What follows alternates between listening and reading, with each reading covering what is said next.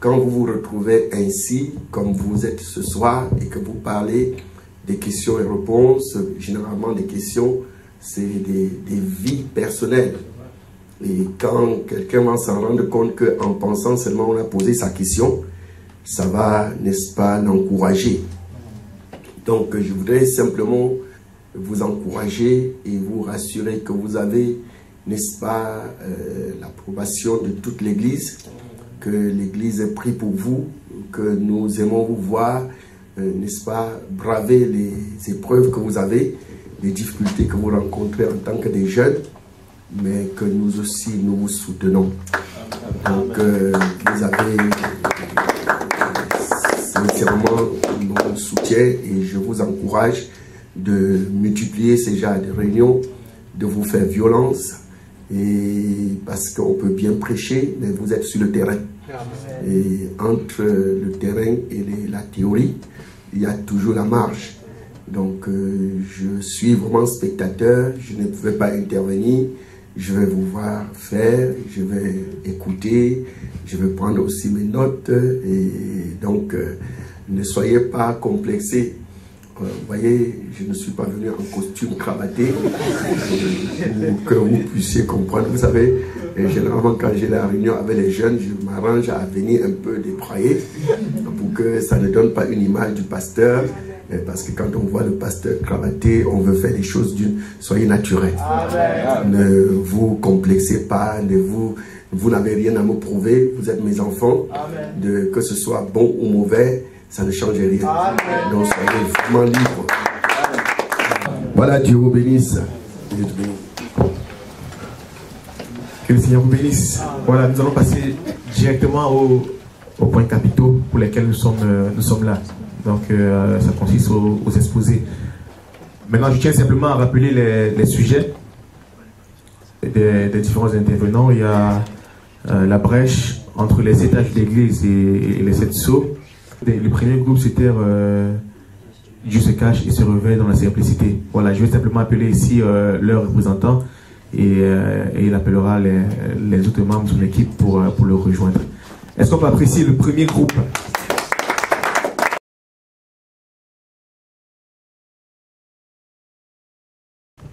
Alors, comment est-ce que Dieu, dans sa grandeur, il peut utiliser les choses aussi simplement qu'on pourrait passer à côté si on attend sa grandeur? Donc, en gros, je commence par l'histoire de Jésus où les grands érudits, ceux-là qui étaient dans les temples, ils attendaient à ce que Jésus vienne dans un grand truc alors qu'il était caché dans une étable. Et ça, on pouvait le voir à partir du paragraphe 279. Et en continuant, il y avait une petite histoire que j'ai beaucoup aimée. C'est l'histoire de Jim Dorsey et de la petite fille, cette petite fille qui allait à l'école de dimanche. Et du coup, sur son chemin, il y avait Jim Dorsey, justement, qui n'était pas croyant et qui a demandé à la petite, qui essayait de faire comprendre à la petite que Dieu n'existait pas. Et elle lui a juste demandé, mais cette fleur, elle vient d'où? Et il lui a dit de la terre, et la terre, elle vient d'où? Ainsi de suite, jusqu'à ce qu'il comprenne. Donc, dans la simplicité. Amen. Et William Branham, il continue au paragraphe 122 en disant que Dieu se fait simple avec les simples. Donc, quand tu es simple, tu vois Dieu. Amen. Et donc, nous devons être vraiment très attentifs pour ne pas louper, en fait. Donc, nous devons avoir notre objectif, être attentifs, mais toujours dans la simplicité. Donc, comme je disais, au temple, il y avait ces grands prêtres, toutes ces personnes-là, ces grands personnages qui attendaient Dieu dans la grandeur et qui aujourd'hui ne prêchent que la philosophie au lieu de prêcher la parole. Et la Bible nous demande de prêcher la parole. Aussi, je vais faire un petit point sur le parler en langue que Sœur Léa donnera beaucoup plus de détails. Donc, les pentecôtistes, eux, ils croient que le parler en langue, c'est d'office avoir le Saint-Esprit. Et c'est pas ce que nous dit la parole. Et William Branham vient nous dire que le Saint-Esprit, c'est pas parler en langue. Quand je parle en langue, oui, nous croyons parler en langue, mais nous ne croyons pas que le parler en langue soit directement le fruit du Saint-Esprit. Et les fruits de l'Esprit, nous les connaissons, c'est l'amour et ainsi de suite. Voilà. Donc je laisse Patricia nous présenter quelques illustrations. Bénisse. Moi je vais juste insister sur la simplicité des personnages que le prophète présente dans la brochure. Et avant ça, en fait, cette prédication, j'avais remarqué que c'est la première qui ouvre le livre des 7 sceaux. Et je me suis dit que, et ça il va confirmer après, que Dieu attire vraiment notre attention sur l'ouverture des sceaux, qui est quelque chose de très attendu, et pourtant reste quelque chose de très simple. Et donc,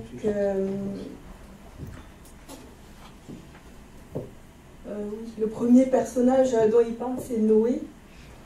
William Branham nous dit qu'à l'époque de Noé, la science était très développée et que la civilisation de l'époque de Noé était même plus développée que la nôtre. Et donc à cette époque, Dieu cherchait un homme simple en qui il a voulu faire passer un message. Et parmi tous les hommes érudits de cette époque-là, il a trouvé Noé, qui était un homme simple, qui était illettré. Et il dit qu'il était peut-être un paysan, un berger.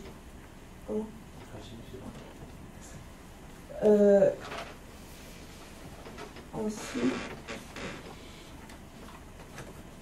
après Noé, nous avons Moïse. William Branham nous dit qu'à chaque fois que Dieu a voulu délivrer son peuple, il a fallu qu'il le fasse à travers un messager. Et donc c'est ce qu'il a fait en trouvant Moïse Moïse qui venait d'une famille simple, toujours, qui était un esclave quelconque, juif. Et nous ne savons presque rien de lui, à part qu'il était fils de Lévi. Et juste une anecdote, c'est que Moïse a été instruit en Égypte. Il a été très très intelligent. Et pourtant, quand Dieu a voulu se manifester en lui, il a été obligé en fait de le dépouiller de toute sa sagesse et de l'emmener dans le désert, où il a rencontré Dieu à travers un buisson ardent. Le troisième personnage dont je vais parler, c'est Abel et Caïn. On sait que, on connaît l'histoire d'Abel et Caïn. Caïn a essayé de plaire à Dieu en lui bâtissant un autel très très attrayant avec des fleurs, des fruits, un autel très beau. Lui, il a mis l'accent sur la beauté, alors qu'Abel, lui, il a reçu la révélation de Dieu que l'autel qu'il devait bâtir, ce qu'il devait offrir en sacrifice à Dieu était le sang, à travers l'agneau immolé.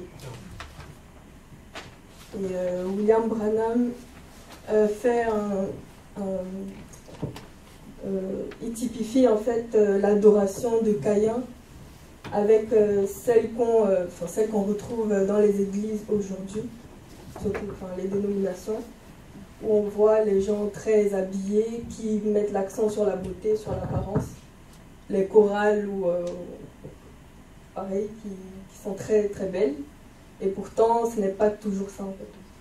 Et William Branham dit au paragraphe, je crois 179, que Caïn était le type même de la pensée charnelle de Dieu, du croyant. Ensuite, après Abel et Caïn, nous avons Élie le Tishbite, qui était aussi un paysan. Lui, c'est encore pire que Moïse, on n'a vraiment pas du tout d'informations sur lui. On sait juste qu'il était paysan, qu'il n'avait pas fait d'études. Et Dieu, pareil que Moïse, l'a envoyé dans le désert aussi. Il l'a envoyé dans le désert au moment où il l'a choisi. Et Élie condamnait beaucoup le système ecclésiastique. William Branham le dit au paragraphe 203. Et il a fait William Branham dit que Dieu a tellement apprécié l'esprit d'Élie qu'il a fait venir 3 fois après Élie le Tishbite, donc à travers Jean-Baptiste, à travers William Branham, à travers Élisée, à travers Jean-Baptiste et à travers William Branham. Ensuite, après Élie, nous avons William Branham parle de Jésus, le Messie, et il décrit comment est-ce que le Messie avait été annoncé dans la Bible. Et il nous dit que les gens à cette époque-là s'étaient fait leur propre représentation de ce que le Messie allait être. Et au moment où il est venu, ils ne l'ont pas reconnu. Et enfin, je vais parler de Jean-Baptiste, donc, qui était fils de sacrificateur, mais qui n'a pas repris la fonction de son père. Toujours, ça fait toujours partie de la simplicité que Dieu a choisie. Et pareil, il n'est pas allé dans un séminaire. Et il a aussi été dans le désert. À l'âge de 9 ans, il en est ressorti en prêchant. Enfin, en prêchant, oui. Et vous voyez que la nature peut être oui, voilà. Il avait des expressions comme race de vipère, que les pharisiens, les sadducéens ne comprenaient pas parce qu'ils n'étaient pas du tout habitués à un langage aussi cru. En fait, le prophète, il a parlé d'abord de l'H, H+, et O. En fait, ce sont des formules chimiques pour pouvoir avoir ensuite de l'eau. Si cette formule n'est pas respectée, on ne peut pas avoir de l'eau. Bon, l'eau, on va le bloquer dans un coin, on va le prendre comme la manifestation de la vie de Christ. Et le H+, ici, on va dire que c'est la semence de Dieu qui se trouve dans l'âme. Et le H+, qui est ici, on va dire que c'est l'Esprit de Dieu qui doit dominer la conscience afin de ramener l'équation avec le corps pour pouvoir manifester la vie de Christ. En même temps, le prophète dit que Dieu a réuni des atomes, des électrons, ainsi de suite, pour pouvoir constituer l'homme. Et le prophète dit que les électrons se trouvent de la lumière cosmique, c'est ça qui constitue la chair de l'homme. Parce que l'homme est constitué de 16 éléments. C'est juste que je n'ai pas le temps de lire, je vais juste aller droit au but. Après, il parle aussi de l'eau de Javel, du décolorant, en parlant des atomes. Parce que pour que le décolorant puisse agir, il lui faut une certaine quantité d'éléments chimiques et d'électrons pour pouvoir décomposer le produit. En fait, si je pense, c'est pourquoi en fait, le prophète aussi dans le même truc, il connecte ça avec le sang de Jésus-Christ, le sacrifice au calvaire. En ce titre, il a dit que le sang de Jésus-Christ agit comme décolorant. Or, nous avons une partie éternelle qui est l'âme, mais sachant qu'à cause d'un acte sexuel, en fin de compte, il y a la moitié de l'ADN qui est salé. Il y a un côté, je peux dire que comme il parle de l'encre, dans certains paragraphes, il y a un côté à l'encre, et il y a un côté, mais Dieu pour agir, il faut qu'il vous saisisse pleinement. Alors il faut le sang de Jésus pour que l'ADN, la nouvelle naissance, puisse être restauré totalement. Amen. Pour pouvoir pleinement vivre la part. En fait, je vais être prêt, papa, c'est pas... c'est bon, je vais être prêt, papa, c'est bien.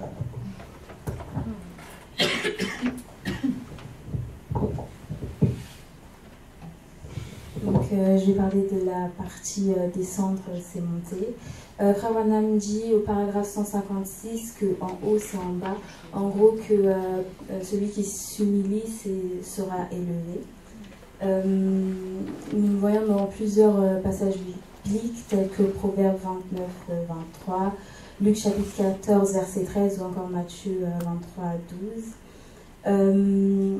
La simplicité, ça implique indirectement, directement, enfin, ça dépend, l'humilité en fait.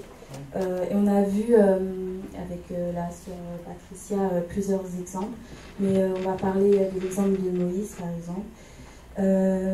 Dieu a permis que Moïse reçoive toute cette intelligence venue, enfin, de la sagesse de l'homme, en fait, pour qu'il puisse faillir. Et la raison pour laquelle Dieu a fait ça, c'était pour se manifester à Moïse dans l'humilité, en fait, tout simplement. Dans le paragraphe 246, il dit que le fruit de l'esprit, c'est Dieu qui se dévoile dans l'humilité. C'est pour ça, donc je reviens à ce que Sœur Gloria disait tout à l'heure, ceux qui croient que avoir le Saint-Esprit, c'est le parler en langue, c'est pas tout à fait ça. Enfin, c'est pas ça, parce que en fait, le Saint-Esprit, ça se voit à travers les actes, et le parler en langue, c'est pas un fruit de l'esprit. Et on voit dans Galates 5, 22 tous les fruits de l'esprit, en fait, tout simplement.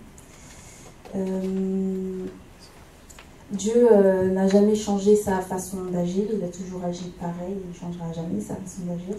Et il s'est toujours caché dans un humble petit groupe et s'est toujours manifesté par après. On l'a vu dans le paragraphe 428, pour ceux qui prennent des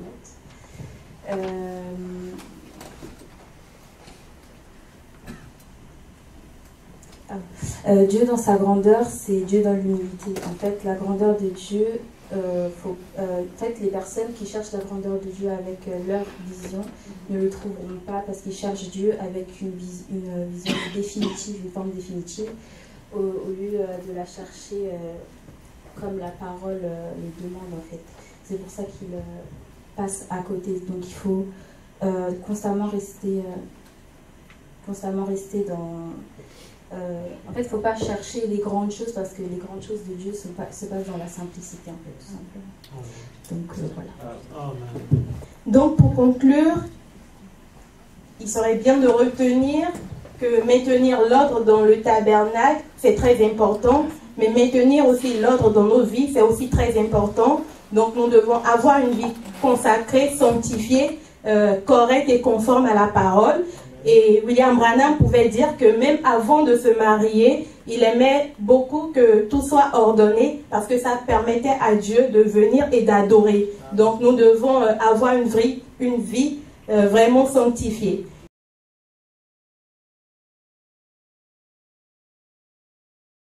Dieu vous bénisse.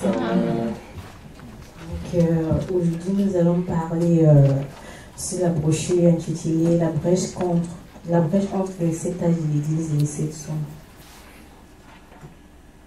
Le premier point, nous avons l'importance du message sur la brèche.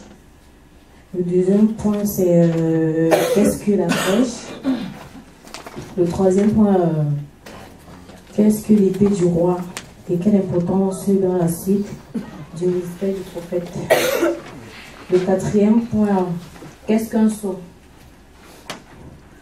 Pourquoi le livre de rédemption ne pouvait pas être dévoilé avant le message du 7e ange? Quel est le rôle du 7e ange par rapport au réformateur? Nous allons nous focaliser sur l'Apocalypse 10, qui est l'ange qui descend et qui est l'ange sur la terre. L'exigence d'un parent rédempteur. Dieu nous bénisse. Je vais vous lire dans le livre de l'Apocalypse, au chapitre 5. Apocalypse, chapitre 5. Puis, je vis dans la main droite de celui qui était assis sur le trône un livre écrit en dedans et en dehors, scellé de 7 sceaux. Et je vis un ange puissant qui criait d'une voix forte: qui est digne d'ouvrir le livre et de rompre les sceaux? Et personne dans le ciel, ni sur la terre, ni sous la terre, ne put ouvrir le livre ni le regarder. Et je pleurais beaucoup de ce que personne ne fut trouvé digne d'ouvrir le livre ni de le regarder. Et l'un des vieillards me dit: ne pleure point, voici le lion de la tribu de Juda, le rejeton de David a vaincu pour ouvrir le livre et ses 7 sceaux. Et je vis au milieu du trône et des 4 êtres vivants, et au milieu des vieillards un agneau qui était là comme immolé. Il avait 7 cornes et 7 yeux, qui sont les 7 esprits de Dieu envoyés par toute la terre. Il vint et il prit le livre de la main droite de celui qui était assis sur le trône. Quand il eut pris le livre, les 4 êtres vivants et les 24 vieillards se prosternèrent devant l'agneau, tenant chacun une harpe et des coupes d'or remplies de parfums, qui sont les prières des saints. Et ils chantaient un cantique nouveau, disant: tu es digne de prendre le livre et d'en ouvrir les sceaux, car tu as été immolé et tu as racheté pour Dieu par ton sang des hommes de toute tribu, de toute langue et de tout peuple et de toute nation. Tu as fait d'eux un royaume et des sacrificateurs pour notre Dieu, et ils régneront sur la terre. Je regardais et j'entendis la voix de beaucoup d'anges autour du trône et des êtres vivants et des vieillards, et leur nombre était des myriades et des myriades et des milliers de milliers. Ils disaient d'une voix forte: l'agneau qui a été immolé est digne de recevoir la puissance, la richesse, la sagesse, la force, l'honneur, la gloire et la louange. Et toutes les créatures qui sont dans le ciel, sur la terre, sur la mer et tout ce qui s'y trouve, je les entendis qui disaient: à celui qui est assis sur le trône et à l'agneau soit la louange, l'honneur, la gloire et la force au siècle des siècles. Et les 4 êtres vivants disaient Amen. Et les vieillards se prosternèrent et adorèrent. Que Dieu vous bénisse. Le message sur la brèche, faut le situer dans la série des 10 messages que le prophète a prêché sur l'ouverture des sceaux. Donc entre le 17 mars 1963 et le 24 mars 1963. Donc il a commencé par Dieu se cache, il se révèle dans la simplicité. Après c'était la brèche entre les 7 tailles de l'église et les 7 sceaux. Et après c'est le premier sceau, le deuxième sceau jusqu'au 6e sceau. Après question-réponse sur les sceaux et le 7e sceau. Donc voilà, donc c'est sur ce message sur la brèche que notre exposé aujourd'hui est focalisé. Donc déjà nous ne prétendons pas entrer en profondeur de tous les points qui sont abordés dans la brochure, parce que le prophète touche beaucoup de points qu'il développera plus tard dans les messages qui vont suivre. Il annonce beaucoup de choses. Donc c'est pour ça qu'on a résumé un peu, on a pris les différents points que nous pensons être importants qu'à l'issue de cette brochure là qu'on puisse avoir en tête. C'est pour ça qu'on a résumé aussi un tout petit peu dans les brochures ce qu'on vous a distribué. Et déjà, je voudrais juste attirer votre attention sur le fait que le prophète a accordé une importance vraiment capitale, ce message sur les sceaux. Il disait que c'était un moment vraiment capital et tout. Et malgré la descente de l'agneau de gloire le 28 février 1963, le prophète prenait encore les choses de façon, il rigolait par là, il disait à tout le temps que je m'attends au Seigneur, et il disait qu'il ne pouvait pas dévoiler, même s'il connaissait ce que c'était, ce que les choses étaient, il ne pouvait pas les dévoiler tant que Dieu ne lui donnait pas l'autorisation de les dévoiler. Et encore, si vous voyez un peu, vous regardez dans le message sur le premier sceau, vous allez voir qu'un moment il disait que j'allais faire une erreur terrible.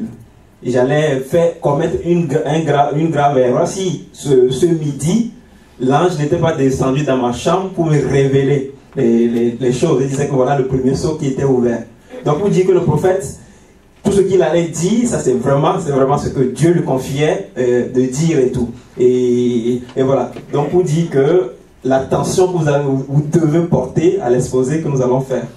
Donc, voilà. Donc ça c'était pour situer un peu le contexte. Ça vraiment s'intitule, s'il faut retenir quelque chose, c'est que ça s'intitule dans le cadre des messages sur l'ouverture des sceaux, dans les 10 messages sur les sceaux. Et c'est très capital avant l'ouverture des sceaux. Que Dieu vous bénisse. Frère Souverain, qu'est-ce qu'une brèche? Que le Seigneur vous bénisse. Voilà, je voudrais juste à la suite de ce que Frère Maounia a dit, nous ne prétendons pas entrer en profondeur de cette brochure, mais nous avons essayé de ressortir l'élément important, voilà, le carnaval de ce que Frère Maounia nous enseigne sur cette brochure intitulée La brèche entre les 7 de l'église et les 7 sceaux. Donc maintenant, au premier abord, lorsqu'on entend la brèche, voilà, la première question qui nous vient en tête, c'est dit qu'est-ce que la brèche? Voilà, nous-mêmes on a eu ce désir-là, on a eu cette volonté, c'est pourquoi je suis allé consulter le vieux Larousse, c'est ce petit dictionnaire-là. Et le vieux Larousse explique la brèche comme une... Naomi, si tu permets. Voilà, le vieux Larousse, il explique la brèche comme une ouverture. Et il dit également que la brèche, c'est un endroit par où l'on peut pénétrer. Voilà, donc aux abords de cela, on peut comprendre que la brèche, c'est forcément un point. C'est un élément qui relie 2 points. C'est pourquoi Frère Branham nous dit plus loin, tu peux continuer s'il te plaît. Voilà, Frère Branham nous dit dans un message que Apocalypse 5, c'est ça qui est la brèche entre les 7 âges de l'église et les 7 sceaux. Et je ne vais pas me contenter de le dire ainsi, je vais vous lire dans le message la brèche au paragraphe 23. On dit, bon, maintenant nous allons prendre le chapitre 5. Il dit là, ce ne sont pas les 7 sceaux. Il dit, c'est la brèche entre les âges de l'Église et les 7 sceaux. Or, il y a aussi un chapitre 6 de ... Il dit, et il y a un chapitre 4, plutôt de l'Apocalypse, et là, c'est un peu ce qui va se passer après l'enlèvement de l'Église qui a été révélé. Donc, Frère Branham nous explique clairement que la brèche entre les 7 âges de l'Église et les 7 sceaux, c'est Apocalypse chapitre 5. Maintenant, Apocalypse chapitre 5, c'est quoi? C'est ça aussi qu'il faut se poser comme question. Et le frère Châtelain, au départ, il a lu Apocalypse chapitre 5, où on nous fait comprendre que Jean a pleuré. Et Jean a pleuré parce que personne ne lui a dit de prendre le livre, même de le regarder. Et le frère nous explique que Jean a pleuré parce que la race humaine était perdue. Mais plus loin, dans le livre d'Apocalypse, voilà, il est dit dans le chapitre 10 que le livre qui était fermé d'Apocalypse chapitre 5, le même livre est ouvert d'Apocalypse chapitre 10. Donc je voudrais attirer votre attention sur ces deux éléments. C'est-à-dire, d'une part, on a un livre qui est fermé, et d'autre part, on a un livre qui est ouvert. Donc, Frère Branham dit que c'est l'Apocalypse chapitre 5, parce que plus loin, un des vieillards dit à Jean, ne pleure plus, car le lion de la tribu de Juda, il a prévalu. Donc, c'est ça. Merci d'amis l'explication de la brèche entre les étages de l'église. Naomi, si tu peux continuer. Oui, là, on l'a déjà dit. On a dit le chapitre 5, c'est la brèche. Apocalypse chapitre 10, le livre qui est ouvert, qui était fermé d'Apocalypse chapitre 5, il est ouvert.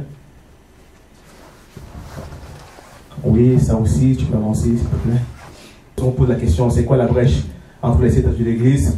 C'est l'agneau qui va se lever, aller prendre le livre de la main droite de celui qui est assis sur le trône, et il retourne d'Apocalypse chapitre 10 et donner cela à l'ange terrestre après que les sceaux ont été brisés. Donc que le Seigneur vous bénisse. Nous allons simplement suivre, continuer. Yes.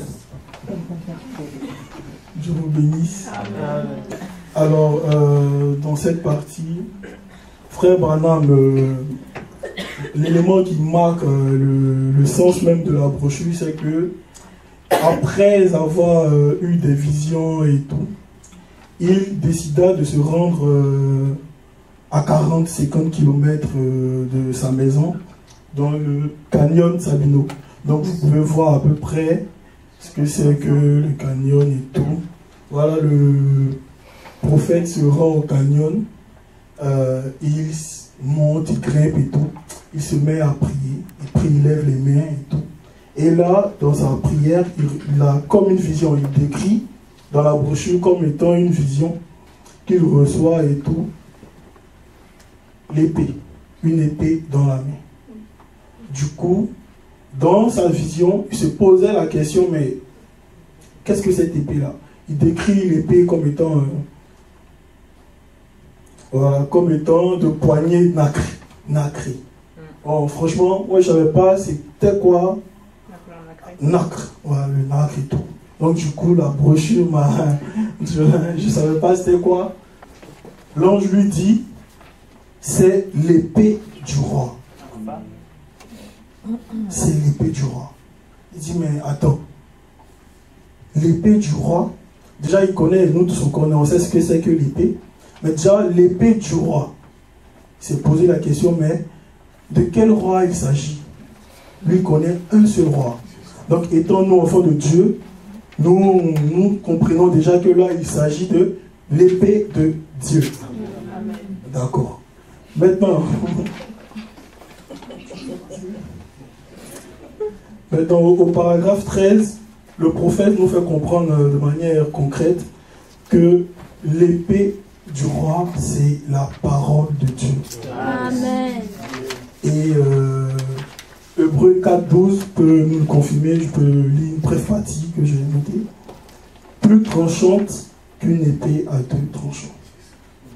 Du coup, un peu plus loin au paragraphe 15, le prophète nous dit, je cite, même si l'épée est la parole, je m'arrête là, on comprend déjà qu'il s'agit de la parole de Dieu. L'épée que le prophète reçoit, c'est la parole de Dieu. Amen. Pour ajouter à cela, le prophète nous fait comprendre que pour tenir l'épée, il faut une main de foi et que cette main-là doit être solide. Voilà. La réception de l'épée marque la confirmation que Dieu donne sa parole au prophète. C'est assez significatif, cette vision-là, parce que Dieu là donne sa parole au prophète afin qu'il apporte à l'épouse que nous sommes aujourd'hui. Voilà. Cela confirme aussi le changement du ministère.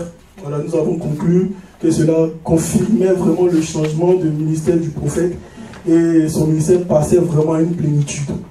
Voilà, quand on voit tous les événements qui ont succédé jusqu'au fur et à mesure, on voit que cet événement-là a marqué vraiment un tournant, je dirais, magnifique dans le cheminement du prophète.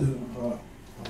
Donc, vous pouvez voir toutes ces parties-là du paragraphe 7 au paragraphe 15. Et je vous exhorte aussi, pour mieux comprendre, à lire Monsieur S, le signe de la fin. Voilà, et vous comprenez mieux, vous comprendrez mieux ce que c'est que l'épée du roi et tout. Voilà, donc nous comprenons déjà que l'épée là, on ne joue pas avec. Et elle vient pour accomplir quelque chose de précis. Voilà, vous savez, on voit souvent dans les films, quand le roi dit, bon, le vieux là donne l'épée au roi, c'est toi qui dois sauver la population, le peuple. Tu vois, l'épée, on fait le zoom, on zoome sur l'épée. On dit, bon, c'est que c'est l'épée là qui va délivrer le peuple. Vous comprenez? Donc, essayez de corroborer et tout, que je vous bénisse. Amen. Dieu vous bénisse. Amen. Alors, nous allons essayer de répondre à cette question, qu'est-ce qu'un sceau? Passer le diapo. Alors, nous avons fait quelques petites recherches sur ce que c'est qu'un sceau. Alors, d'après le dictionnaire, c'est une marque d'authenticité qui renferme quelque chose, qui renferme un livre de façon inviolable.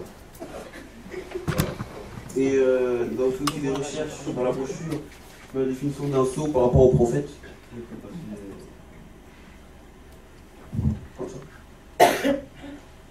Alors, nous pouvons voir au paragraphe 66, le prophète dit que c'est une œuvre terminée. Il explique que le Saint-Esprit est un sceau, et un sceau signifie une œuvre terminée. Le Saint-Esprit qui est un sceau pour l'individu. Et cet individu, quand il reçoit le Saint-Esprit, le temps de ses gémissements est fini, parce que c'est une œuvre terminée. Il dit aussi au paragraphe 73, le sceau est une sécurité jusqu'à sa destination. Il dit que le sceau signifie que nous sommes en sécurité. Un sceau indique qu'on est en sécurité jusqu'à sa destination. Et maintenant j'ai un petit exemple du sceau que Frère Bernard parle. C'est une petite anecdote en fait quand le prophète il travaillait dans une compagnie de chemin de fer. En fait son rôle c'était de remplir en fait des wagons de marchandises avec des boîtes à conserve qui venaient de la conserverie. Il y avait un inspecteur en fait qui venait inspecter si c'était bien, mis en place. Et si c'était pas bien mis en place, en fait, au premier secousse, tout allait tomber, tout allait s'écrouler. Et du coup, il fallait toujours recommencer jusqu'à ce que ce soit bon. Et lorsque c'était pas bon, en fait, la compagnie de chemin de fer, elle allait être accusée, en fait. Elle allait être tenue responsable. Et il fallait recommencer jusqu'à ce que l'inspecteur juge que c'est bon. Et quand c'était bon, en fait, il scellait le wagon. Et le wagon, en fait, et le seau ne pouvait pas être brisé tant que le wagon n'atteigne pas la destination. Amen. Yes. Amen. Amen.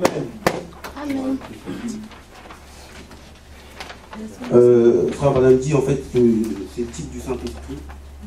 Au paragraphe 68, il dit c'est ce que fait le Saint-Esprit. Il va et il inspecte. Le Saint-Esprit inspecte cette personne jusqu'à ce qu'il soit parfaitement satisfait. Alors qu'ils sont scellés pour leur destination éternelle. Il n'y a absolument rien qui puisse briser ce sceau. Il rajoute, nous pouvons aussi dire ceci, c'est un bel exemple du sceau pour le croyant, c'est le Saint-Esprit. Nous sommes scellés avec le Saint-Esprit jusqu'au jour de la rédemption. Et comme nous le dit le prophète, le sceau du Saint-Esprit ne peut pas être brisé. Je vous bénisse. Amen. Yes, sir. Nous nous allons essayer de répondre à cette question. Pourquoi la révélation complète ne pouvait pas venir au 7e ange? Donc c'est une question assez difficile. Oui, au 7e ange. Ah oui, désolé. Pourquoi la révélation complète ne pouvait venir qu'au 7e ange? Effectivement, comme je disais tantôt, c'est une question difficile pour les pentecôtistes. Mais nous, enfants du message, nous, avec la révélation, nous arrivons à mieux comprendre pourquoi est-ce que cela a attendu le 7e ange. Non, oui, si tu peux simplement avancer. Merci. C'est parce qu'en fait, il y a une promesse. Il y a une promesse dans Apocalypse chapitre 10 qui dit: c'est au jour de la voix du 7e ange que le mystère de Dieu s'accomplit. Donc, j'ai pas voulu, on a essayé de paraphraser, mais vous connaissez l'écriture qui le dit. Je cite: mais qu'au jour de la voix du 7e ange, quand il sonnerait de la trompette, le mystère de Dieu s'accomplirait, comme il a annoncé à ses serviteurs, les prophètes. Je voudrais aussi rappeler qu'avant cela, il y a une parole qui a dit à Jean de ne pas écrire, mais de sceller cela jusqu'au jour du 7e ange. C'est-à-dire la révélation, en quelque sorte, attendait la venue du 7e ange avant d'être révélé au peuple. Bon, donc, voilà. Maintenant, nous savons il y a 6 âges aujourd'hui. Et tout au long des âges, le Seigneur a envoyé des serviteurs. Et il y a eu des réformateurs, comme le groupe précédent a annoncé. Là, j'ai mis la photo d'un réformateur, si vous connaissez, c'est Luther. Maintenant, c'est quoi le rôle de cet ange par rapport aux réformateurs? Pourquoi est-ce que la révélation n'est pas venue à eux, à ces réformateurs-là? Donc, je voudrais tout d'abord vous expliquer que ces réformateurs n'étaient pas dans le faux. Parce que beaucoup de gens disent qu'ils étaient dans le faux. Non, ils étaient dans la vérité. Frère Branham nous le dit ici dans une parole. Non, oui, si tu peux avancer. Il dit: les réformateurs n'étaient pas dans le faux. C'est dans la brèche, le paragraphe 70. Il dit: les réformateurs n'étaient pas dans le faux, mais juste que Dieu leur donnait la portion de lumière qu'ils avaient besoin pour leur âge. Donc, comprenez donc que les réformateurs, ils avaient une portion de lumière qui était nécessaire pour ceux-là qui devaient les écouter à leur âge. Mais parce que la promesse avait été retenue, ils devaient attendre le 7e messager. Non. Mais encore là, c'est bien. Ne dites pas qu'il n'était pas dans le vrai, il était. Là, on l'a lu. Voilà. Maintenant, nous allons parler du rôle du 7e ange. Le rôle de cet homme-là.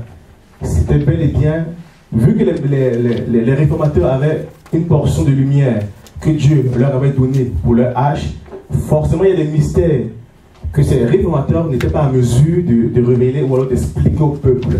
Donc, en quelque sorte, ils avaient laissé, tout au long des âges, ils avaient laissé des points, ou alors des points d'interrogation, des sujets encore en suspens. Donc, le rôle du 7e ange, lorsque l'ange puissant prend le livre, ou alors l'agneau prend le livre de la main droite de celui qui est assis sur le trône, et qu'il vient dans Apocalypse chapitre 5, après avoir brisé les sceaux, et qu'il donne le livre à l'ange terrestre qui sera expliqué par la suite.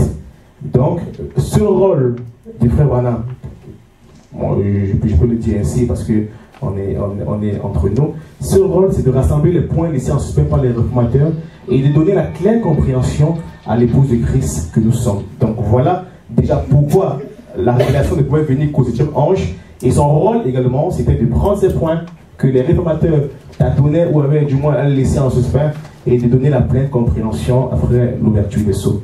Que le Seigneur vous bénisse. Que Dieu vous bénisse. Dans l'Apocalypse 10, il est parlé d'un ange puissant qui descend du ciel. Et cet ange est entouré de nuée et il a la conscience de sa tête. Ses pieds sont semblables à des colonnes de feu. Vous savez, après que les 6 premiers anges ont sonné de la trompette, il y a eu, comment je peux dire, il y a eu des choses mystérieuses, il y a eu des accidents, il y a eu plusieurs choses qui sont passées. Mais avant que le 7e ange ne sonne de la trompette, l'ange puissant est d'abord descendu du ciel. Donc, il avait pour but de donner quelque chose au 7e ange. Maintenant, il est question pour nous ici d'identifier qui est cet ange puissant qui descend du ciel. Maintenant, nous allons travailler ici avec 2 chapitres, le chapitre 5 de l'Apocalypse. Pourquoi? Parce que ce livre apparaît dans le chapitre 5 et ce livre est fermé. Maintenant, dans le chapitre 10, on remarque que ce livre est ouvert dans le chapitre 10 et c'est un ange qui l'a. Revenons un peu plus au chapitre 5. Il est dit que ce livre est fermé et personne sur la terre, ni sous la terre, n'a le droit, ne peut le voir, ne peut le toucher. Mais alors, quand tout le monde, quand Jean pleurait, l'un des 24 derrière lui a dit que non, Jean ne pleure pas. Il y a quelqu'un qui a combattu.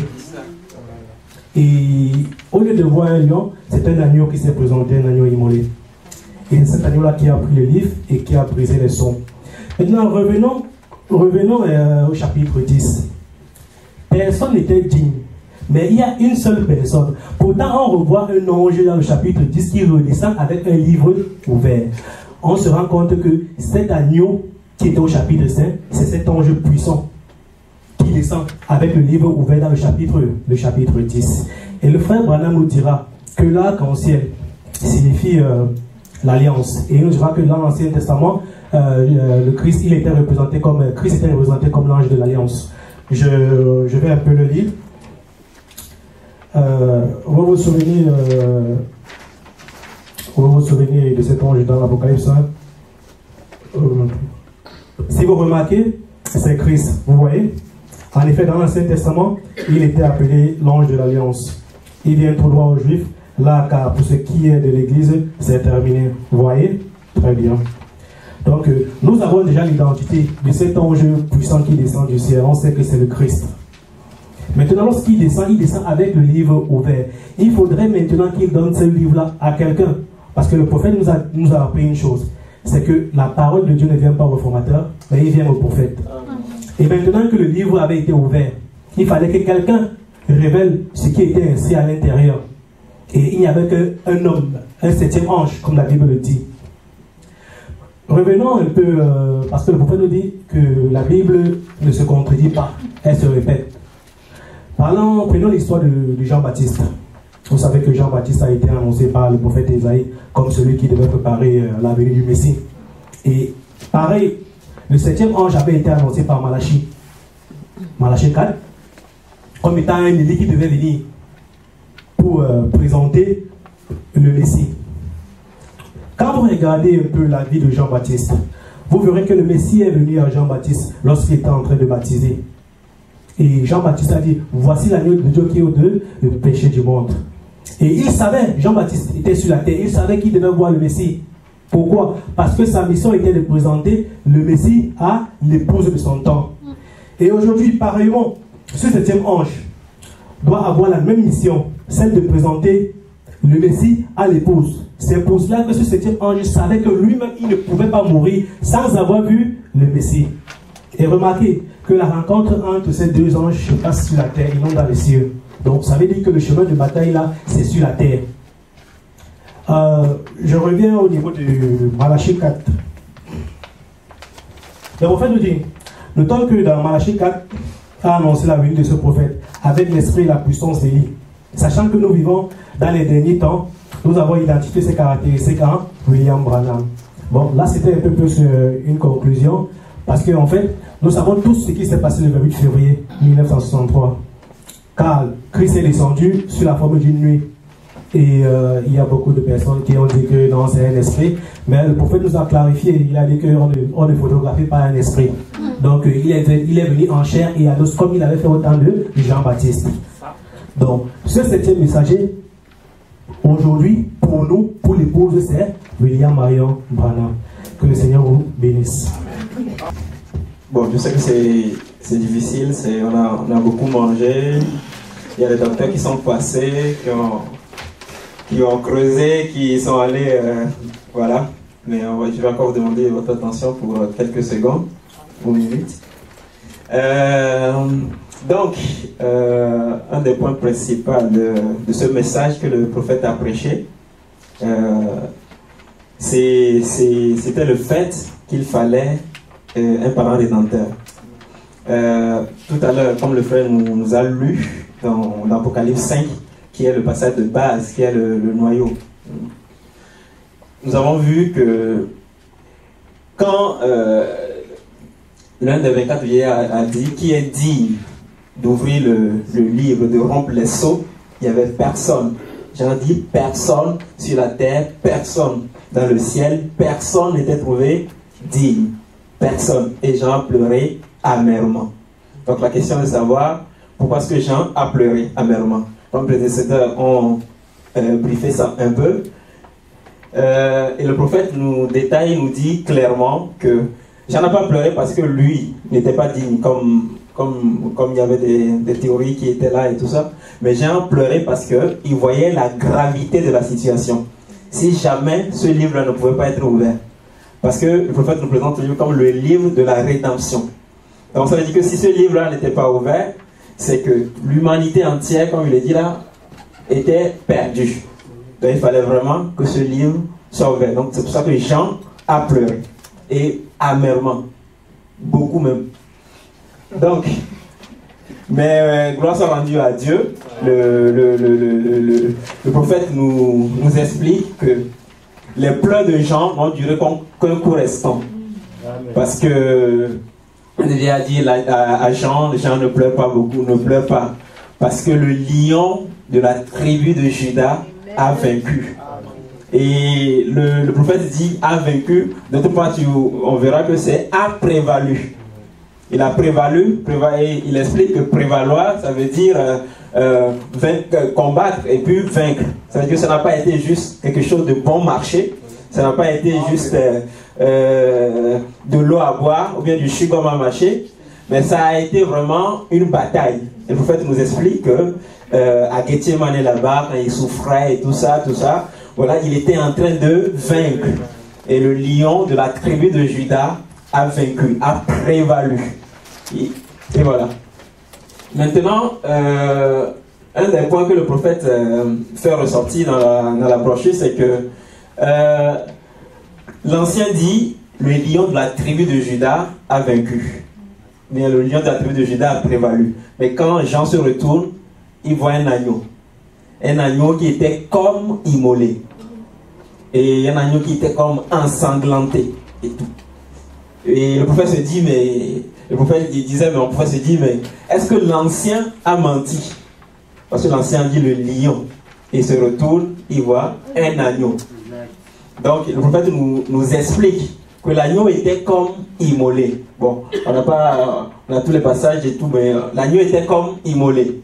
Et ça veut dire, il nous explique que ça veut dire que l'agneau avait été immolé. Il avait été immolé. Et maintenant, il est ressuscité. Donc, on voit un agneau qui était comme immolé. Donc, on comprend tout de suite qu'il s'agit bien de Jésus-Christ. Qui avait été immolé, qui maintenant est revenu à la vie. Et qui, s'il n'avait pas été cet agneau-là, parce qu'on voit que c'est seulement cet agneau-là qui était digne. Et que si cet agneau-là n'était pas venu et n'était pas immolé, pour nous, c'est que il y avait tout le plan de la rédemption, là, c'était foutu. Donc voilà un peu. Il a vu un agneau à 7 cornes et à 7 yeux. Je vais nous expliquer plus tard que 7 cornes, il représente les 7 âges de l'église, et les 7 yeux, c'est les 7 messagers. Comme les yeux, c'est les voyants. C'est avec les yeux qu'on voit, les prophètes sont typifiés comme des voyants. Et tout nous explique que voilà, 7 yeux, c'est les 7 messagers de ces anges-là et tout ça. Maintenant, c'est pas le nœud de ce que on voulait, mais le nœud de ce que nous voulons vous faire comprendre et que nous avons jugé important et que sur lequel le prophète a insisté dans ce message, c'est qu'il n'y avait que Christ qui était digne de prendre le livre et de rompre les sceaux. Et il nous explique pourquoi. Il nous dit que premièrement, les anges n'avaient pas péché. Les anges n'ont pas péché, n'ont jamais péché et tout ça. Les anges, ça veut dire que les anges étaient dignes en réalité. Si on devait regarder seulement par rapport au péché, par rapport à et tout ça, ça veut dire que les anges pouvaient aussi prendre le livre et ouvrir. Mais le prophète nous explique que dans l'Ancien Testament, quand on perdait un bien, quelqu'un perdait un bien ou se retrouvait esclave et tout, parce que il y avait la loi permettait qu'il y ait un substitut. Un substitut qu'on appelait le Goël. Ce Goël-là qui est en d'autres termes le parent rédempteur. Le parent rédempteur et qui doit être un proche parent. C'est encore une question de sang encore ici. Doit être un proche parent. Donc ça ne pouvait pas être n'importe qui. Donc un ange, on n'a aucune aucune affinité, aucun lien avec les anges. Donc ça veut dire que les anges, ce n'étaient pas les anges qui pouvaient nous racheter. Même si un ange n'était pas perdu, il ne pouvait pas nous racheter, les anges. Donc, il fallait nécessairement que ce soit un homme. Il fallait que ce soit un homme. Et un homme, mais pas n'importe quel homme aussi. Parce que la Bible nous dit aussi que tout homme né de femme est né dans le péché. Ça veut dire que, comme le pasteur nous explique souvent, on ne corrige pas l'erreur par l'erreur. Ça veut dire que un pécheur ne va pas se lever pour venir dire qu'il va me sauver, moi, pécheur. C'est Dieu qui est devant moi. Donc voilà, il fallait un homme, mais un homme spécial. Mais le prophète nous explique, il nous dit, bon, je vais le lire, c'est glorieux en fait. Je vais le lire. Le prophète il dit ici, vous voyez,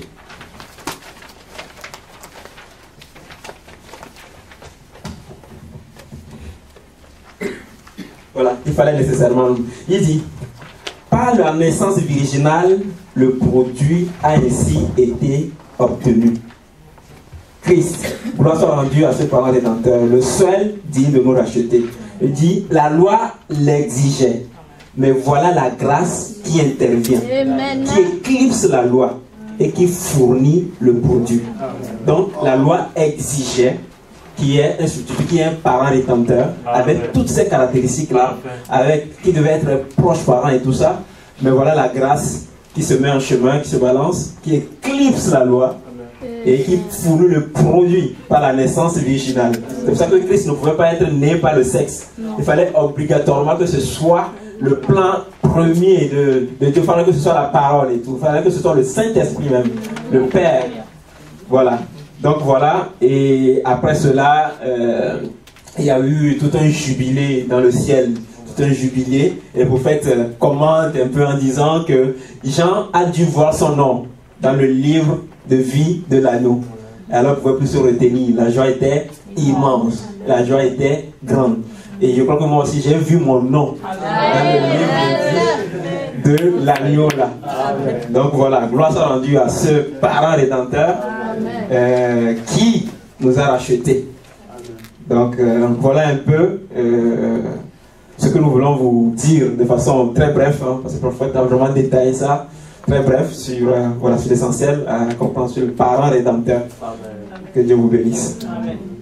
Bon, je vais quand même lire ce qui est écrit en conclusion, même si nous tous sommes connaît en conclusion. C'est comme un parent rédempteur qui a payé le prix. Conclusion, nous prions que ce bref exposé bénisse un élu, au-delà de tous les débats que les différents points évoqués peuvent susciter. Nous souhaitons fixer le but. Nous voulons être de ce nombre. Ah, mon frère, si bien le dire. Et c'est essentiel, comme le disait le prophète dans la brochure étudiée au paragraphe 24. Bon, nous ici, on a cité le prophète. En fait, pour vous faire comprendre que nous n'avons pas exposé ce thème parce que nous voulions montrer que, en fait, il y a tellement de connaissances, mais c'est que nous voulions partager la vie du prophète qui dit que, oh, qu'elle monte ou la tribulation, avant la tribulation ou après la tribulation, je veux monter avec elle.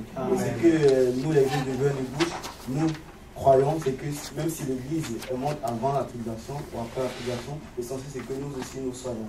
Alors que Dieu vous bénisse. Amen.